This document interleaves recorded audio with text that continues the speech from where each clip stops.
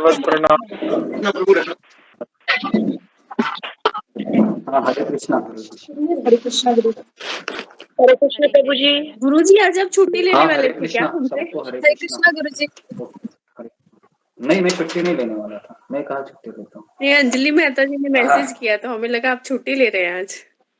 ସେଇଠି ଗୋଟେ ବେଲାଟା ସେ ବେଲାଟା ଆମର ସାଧାରଣ छुट्टी नहीं लूंगा मैं। जब तक साथ बेलाटा नेटवर्क है तब तक छुट्टी नहीं होगा। नेटवर्क चला गया, कुछ प्रॉब्लम हो गया पावर सप्लाई का, तो फिर छुट्टी हो सकती है। ओके, तो अभी हम भगवत गीता के कितने अध्याय पूरे किए थे? मुझे लगता है हमने 10 अध्याय पूरे किए थे, अगर आपको याद होगा। 9 हो गए गुरु जी, 9 अध्याय।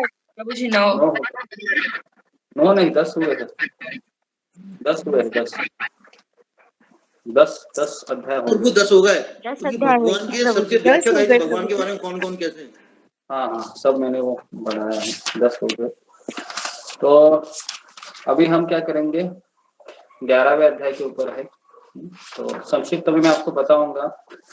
कौन मुझे बताएगा, गीता में 5 विषयों का वर्णन हुआ है भगवत गीता में। तो हमारा पहला प्रश्न है, गीता में कौन से 5 विषयों का वर्णन है?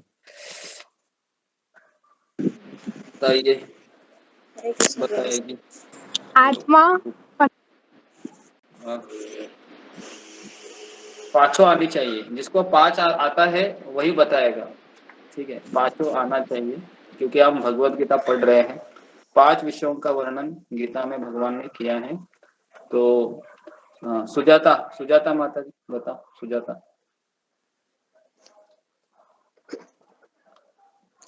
हरे कृष्ण जी। हाँ, बोलो सुजाता। आत्मा, परमात्मा और आत्मा, परमात्मा और 2 हो गए। इसका कर्म, हाँ वेरी गुड, 3 हो गए। आगे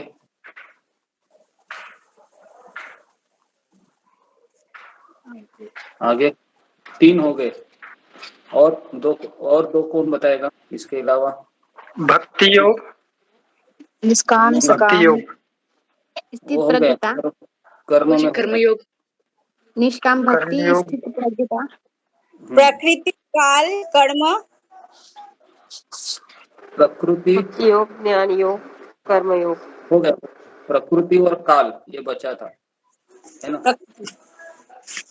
प्रकृति और काल बचा था, ठीक है ना। तो वापस कौन बताएगा मुझे कि कौन से 5 विषयों का वर्णन किया है भगवत गीता में? ये आपको बेसिक चीज है, ये पता होना चाहिए। जीवात्मा, ईश्वर, प्रकृति, काल और कर्म। हाँ, वेरी गुड। तो इसमें क्या शाश्वत है और क्या शाश्वत नहीं है? कौन सी चीज टेम्पररी है, कौन सी परमानेंट है?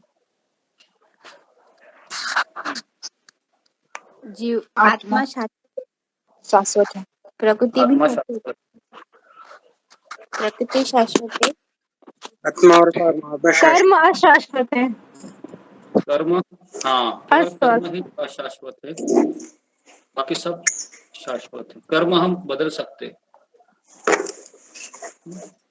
तो जिस किसी का अगर गूगल मीट है वह लॉगिन नहीं हो रहा है, तो आपको पता होना चाहिए कि आपके प्ले स्टोर में जाना है और आपको गूगल मीट को अपडेट करना है। तो बहुत लोगों का ये समस्या हो रहा है, तो बाद में मुझे मैसेज करते रहते हैं कि ज्वाइन नहीं हो रहे हैं। तो ये सबको पता होना चाहिए कि अगर आपका गूगल मीट पे लॉगिन नहीं हो रहा है तो आपको प्ले स्टोर में जाके गूगल मीट को अपडेट करना है। तो अभी मुझे बताइए कि आत्मा मतलब कौन है, परमात्मा मतलब कौन है, काल मतलब क्या है, कर्म क्या है, प्रकृति क्या है? तो एक एक लाइन में आपको बताना चाहूंगा मैं कि आत्मा के अंश है। ममैवांशो जीवलोके जीवभूत सनातन। और परमात्मा मतलब भगवान श्री कृष्ण, जैसा 10वें अध्याय में हमने देखा, अहम सर्वस्य प्रभवो मत्त सर्व प्रवर्तते। उसके बाद भगवान कहते 7वें अध्याय में भी कहते हैं कि मेरे बिना और भी और कोई चीज का अस्तित्व नहीं है। हाँ, मत्तः परतरत न अन्यत् किंचित अस्ति धनंजय, मयि सर्वम इदम प्रोक्तम सूत्रे मणिगणा इव। तो ये हो गया परमात्मा। प्रकृति मतलब क्या? तो प्रकृति 24 तत्व से बनी हुई है, 5 कर्मेंद्रिया, 5 ज्ञानेंद्रिय, के बाद फिर 5 इंद्रिय विषय, पंच महाभूत 20 हो गए, मन बुद्धि अहंकार 23 और एक प्रकृति के 3। हरे कृष्णा गुरु जी। तो ये हो गए 24 तत्वों से बनी प्रकृति हो गई। उसके बाद काल है। काल ये शाश्वत नहीं है, काल ये बदलता रहता है हमेशा। हर सूर्यास्त हमें मृत्यु के करीब लेके जाता है। तो इसके लिए इस भौतिक संसार में काल है और भगवान के धाम में काल नहीं है। ठीक है, भगवान के धाम में काल नहीं है। कैसे पता चलेगा भगवान के धाम में काल नहीं है? तो अगर आप देखोगे तो कृष्ण का उम्र है 16 साल और राधा रानी का उम्र है 14 साल 9 महीने, ऐसा कुछ तो है। तो कभी भी उनका उम्र है वह बढ़ता नहीं है, उतना ही रहता है। हमारा उम्र यहाँ पर बढ़ता रहता है। 10वीं का हॉल टिकट आप देखोगे अपना, सबने 10वीं का एग्जाम दिया होगा ना, 10वीं का हॉल टिकट देखोगे तो देखो उसमें आप कैसे दिखते हो, है ना, अभी कैसे दिखते हो, तो बहुत फर्क है। नहीं तो आधार कार्ड देखना, आधार कार्ड है ना हमारा, उसमें फोटो रहता है, वो भी देखना, इतना हमें परिवर्तन हुआ है। तो ये हो गया हमारा काल हो गया। कर्म है, तो कर्म हमेशा बदलते रहेंगे आपके। जैसे अगर आप सेशन को एग्जिट करोगे आप, तो आपके कर्म तुरंत बदल जाएंगे। जैसे आपने सेशन से लॉग आउट किया या आपने सेशन से अपने ग्रुप से एग्जिट हो गए, कुछ परेशानी हो गई, अभी नहीं जम रहा है मुझे, घर में बहुत समस्या हो रही है, तुरंत हमारे कर्म बदल जाएंगे। तो इसलिए अभी आप यहाँ से ना जा नहीं सकते। पता है क्यों नहीं जा सकते? कौन बताएगा मुझे? आप अभी इस ग्रुप को छोड़कर नहीं जा सकते, क्योंकि अगर आप जाएंगे ना तो भी आपको ये बातें याद आएगी। हमने सेशन में सुना था पानी पूरी नहीं खाना है, बाहर का चीज खाना नहीं है ना। तो जैसे ही आप बाहर जाओगे तो आपको सब याद आएगा। समझ में आ रहा है? तो उसके लिए अभी आप ऐसे गैंग में शामिल हो गए हैं, है ना, जो अंदर आना यहाँ पर एक बार आप आ गए तो बाहर जाना बहुत मुश्किल है। तो इसके लिए भक्त अगर छोड़कर भी जाता है ना तो वापस आएगा वो। जितने लोग गए हैं सब वापस आते। हमारे सेशन में एक व्यक्ति है, जपा करने के लिए भी आती है, उसका माता जी थी, तो उसने मेरे साथ 6 महीने थी वो, लेकिन उसके बाद वो चली गई छोड़ के। 3 महीने के बाद वापस आ गई वो। कितना? 3 महीने के बाद। दिसंबर में गई थी वो, जनवरी, फरवरी, मार्च। उसके बाद मुझे मार्च के 16 मार्च का उसका फोन आया था मुझे। हरे कृष्ण। कह रही थी कि मैं, हाँ, तो कह रही थी मैं वापस ज्वाइन करना चाहती हूँ। तो क्यों? मैं बोले कि मुझे कोई भी चीज अच्छी नहीं लगती जब से छोड़कर गए हैं, तो वापस आ गए। तो उसके लिए माया क्या है, हमें बताती रहेगी कि तुमको कृष्ण के पास जाना है, वापस जाओ वापस जाओ वापस जाओ, इधर कुछ नहीं है। सेशन याद आती है गुरु जी, सुबह का सेशन याद आती है भक्तों के साथ जब जप करते हैं। तो अभी हम 11वें अध्याय में जा रहे हैं। तो 11वें अध्याय का शीर्षक है विराट रूप। 11वें अध्याय में भगवान ने अपनी विभूतियों के बारे में बताया था कि मैं कौन हूँ। पर्वतों में मैं हिमालय हूँ, उसके बाद ऋषियों में भृगु मुनि हूँ, उसके बाद भगवान कहते हैं कि पांडवों में अर्जुन हूँ, उसके बाद मैं समुद्र हूँ। तो इतना सारा विभूतियों का वर्णन करने के पश्चात अर्जुन कहता है कि आपकी कृपा से मेरा मोह दूर हो गया। तो हमारा अगला प्रश्न रहेगा कि हमारा मोह कब दूर हो सकता है? हमारा मोह कब दूर हो सकता है? तो कृष्ण और गुरु की कृपा से ही हमारा मोह दूर हो सकता है। और कोई आप कितना भी शास्त्र पढ़े, कितना भी भागवत पढ़े, कितना भी गीता पढ़े, जब तक कृपा नहीं होती है भगवान की, तब तक है ये मोह है वो चला नहीं जाता है। ठीक है। उसके बाद फिर इस अध्याय में अर्जुन कहता है भगवान को कि मुझे आपके सर्वव्यापी रूप का दर्शन करना। और जो गूंगा आदमी है ना, गूंगा आदमी भी बोल सकता है अगर गुरु की कृपा है तो। समझ में आ रहा है ना? गुरु की कृपा है तो जो इसको बोलना नहीं आता है ना वो भी बोल सकता है। अभी मेरा नेचर ऐसा है ना, मैं 15 से 20 साल मैं किसी को प्रचार कर ही नहीं सकता था। मैं स्कूल में भी बहुत चुप रहता था, किसी से ज्यादा बात नहीं करता था। लेकिन जब से मैं इस्कॉन में आया हूँ और खास करके पिछले 5 साल में 10 साल में मैं केवल बोलता ही रहता हूँ, इतना बोलता हूँ। कभी कभी घर वाले बोल देते हैं अभी शांत रहो, एक जगह पर बैठ जाओ करके। ठीक है, तो ये हो गया पहला श्लोक। थोड़ा यहाँ पर एक शब्द आया था मत अनुग्रहाय, तो मुझे मेरे गुरु का स्मरण हुआ कि हाँ उन्हीं की कृपा से ये सब हो रहा है। ओके, उसके बाद फिर दूसरे श्लोक में अर्जुन भगवान को कह रहा है भव अप्ययो हि भूतानां श्रुतो विस्तरशः मया त्वत्त कमल पत्राक्ष महात्मा अपि चाव्ययम्। तो यहाँ पर अर्जुन भगवान को कह रहा है कि कमल पत्राक्ष, कमल पत्राक्ष मतलब हे कमल नयन। कुंती महारानी भी भागवत में कहती हैं नमो पंकज नाभाय नमो पंकज मालिने नमो पंकज नेत्राय नमस्ते पंकजांग्रे। तो भगवान आपका मुख कैसा है? मुख आपका कमल के जैसा है, आपके नेत्र कैसे हैं? कमल के जैसे हैं। उसके बाद नमो पंकज नाभाय, आपकी नाभि भी कैसी है? कमल के जैसी है। आपका संपूर्ण शरीर कैसे है? कमल की तरह है। कौन मुझे बताएगा कि कमल का ही उदाहरण क्यों दिया है? कमल के पंखुड़ियों का ही उदाहरण कृष्ण को क्यों देते हैं? तो इसका कुछ कारण रहेगा ना। कमल कीचड़ में रहता है, विपरीत परिस्थितियों में भी इंसान को जीने की प्रेरणा देता है। हाँ, ये भी एक कमल का गुण रहता है। कमल का पत्र देखोगे ना, वो पानी के अंदर होता है ना, लेकिन वो पानी से उसका स्पर्श नहीं होता है। तो इसलिए हमको संसार में रहना है ना, पत्नी बनकर या पति बनकर या बच्चा बनकर, लेकिन हमको वहां से स्पर्श नहीं होना है। हमारा स्पर्श भगवान के साथ होना चाहिए हमेशा। इसके लिए मैंने कई सारी चीजें आपको बताई हैं, अगर आपको याद है तो। मैंने ये भी बताया था कि किस तरह से हमको सोचना चाहिए कोई भी चीज, सारा चीज मैंने बताया। ऐसा कोई चीज नहीं है जो बताना रह गया है।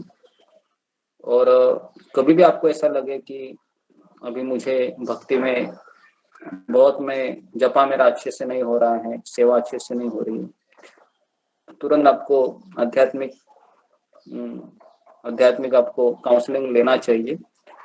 हमको कुछ परामर्श लेना बहुत जरूरी है। ओके, तो अभी तीसरे श्लोक में हम जाएंगे। तीसरे श्लोक में भगवान कहते हैं, अर्जुन कहता है कि मैं विराट रूप देखने का इच्छुक हूँ। एवं एतत् यथा आत्थ त्वम् आत्मानं परमेश्वर दृष्टम इच्छामि ते रूपम ईश्वरम पुरुषोत्तम। तो भगवान कहते हैं, अर्जुन कहता है भगवान को पुरुषोत्तम। पुरुषोत्तम का अर्थ है सारे पुरुषों में श्रेष्ठ है, पुरुषोत्तम। एवं एतत् यथा आत्थ, इस प्रकार से आप मुझे क्या कीजिए, दृष्टिम इच्छामि, मेरे देखने की इच्छा है। क्या देखने की इच्छा है? रूपम ईश्वरम, जो आपका विश्वरूप है, मुझे देखने की इच्छा है। तो यहाँ पर प्रभुपाद तात्पर्य में लिखते हैं कि कृष्ण को अर्जुन को भरोसा था कृष्ण के ऊपर, कृष्ण ही भगवान है। लेकिन यह प्रश्न अर्जुन क्यों पूछ रहा है? तो ये हमारा अगला प्रश्न रहेगा। अर्जुन ये भगवान कृष्ण का ही भक्त था, लेकिन फिर भी अर्जुन कृष्ण को विश्वरूप दिखाने के लिए क्यों कह रहा है? कौन बताएगा मुझे कि मुझे विश्वरूप दिखावे, ऐसा क्यों अर्जुन डिमांड कर रहा है भगवान से? बताइए। ताकि हम लोगों को यकीन हो सके कि कृष्ण ही भगवान है।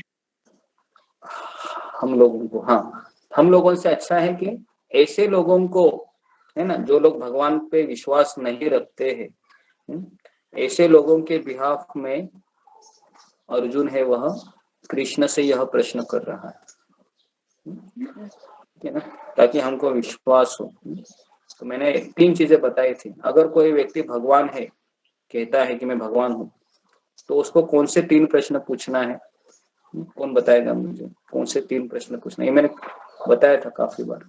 3 प्रश्न पूछना है। उससे बोलना है कि आपने गोवर्धन सर को पर्वत उठा एग्जाम्पल सकते हो क्या? हाँ, गोवर्धन पर्वत उठा सकता है क्या वो? एक उंगली पे नाक के ऊपर डाल सर बोला गुरुजी, नाक के ऊपर नाच सकते हो क्या? सर बोला। अपने मुख नाक में के ऊपर आप डांस कर सकते हैं। हाँ, उसके पश्चात आप कहने का, या भगवान ने यशोदा मैया के मुंह में क्या दिखाया था? ब्रह्मांड। अपना ब्रांड दिखाया था। तुम जरा तुम्हारा मुंह खोलो, है ना, मुंह खोलो करके। मुंह में क्या दिखेगा उसके? सीमेंट का दांत दिखेगा, चांदी का दांत दिखेगा, है ना, ज्यादा सोने तो हमको पता होना चाहिए, अगर कोई व्यक्ति भगवान नहीं है तो वह विश्वरूप नहीं दिखा सकता। और तीसरा हमने पूछा था कि आपको कालिया के ऊपर डांस करके दिखाओ, सांप के ऊपर। तो ये 3 आपको याद रखना है, कोई व्यक्ति भगवान बोलता है तो। ठीक है, तो ये हमारा अगला प्रश्न रहेगा। अगर कोई व्यक्ति आपको मिला ऐसे बोलता है मैं भगवान हूँ, तो उसको ये 3 प्रश्न पूछना है। ओके, अभी हम चौथे श्लोक में जाते हैं। मन्यसे यदि तच्छक्यं मया दुष्टम इति प्रभो योगेश्वर ततो मे त्वं दर्शयात्मनम अव्ययम। तो इस श्लोक में अर्जुन कहता है, योगेश्वर, हे प्रभु, हे योगेश्वर, यदि आप सोचते हैं कि मैं आपके विश्वरूप को देखने में समर्थ हो सकता हूँ, तो कृपा करके मुझे विश्वरूप दिखाएं। देखो, सेवा भी करना चाहिए ना, तो ऐसा प्रश्न होना चाहिए। देखो कैसे यहाँ पर बोलता है, देखो अर्जुन कहता है कि यदि आप सोचते हो कि मैं क्वालिफाइड हूँ, है ना, सेवा करने के लिए या विश्वरूप देखने के लिए, तो कृपा करके मुझे अपना विश्वरूप दिखलाइए। तो यदि अगर आपको ऐसा लगता है कि मैं किस काबिल हो गया हूँ या हो गई हूँ, तो आपको आपके जो वरिष्ठ जो है भक्त है या आपके जो आपको मार्गदर्शन करा रहे हैं, तो उनको कैसे पूछना चाहिए? यदि आपको लगता है कि मैं सेवा कर सकती हूँ या कर सकता हूँ, मेरी तो इच्छा है, तो आप मेरे ऊपर कृपा करके मुझे इसका लाभ दीजिए। तो ऐसा हमको पूछना है। तो ये यहाँ पर चौथे श्लोक में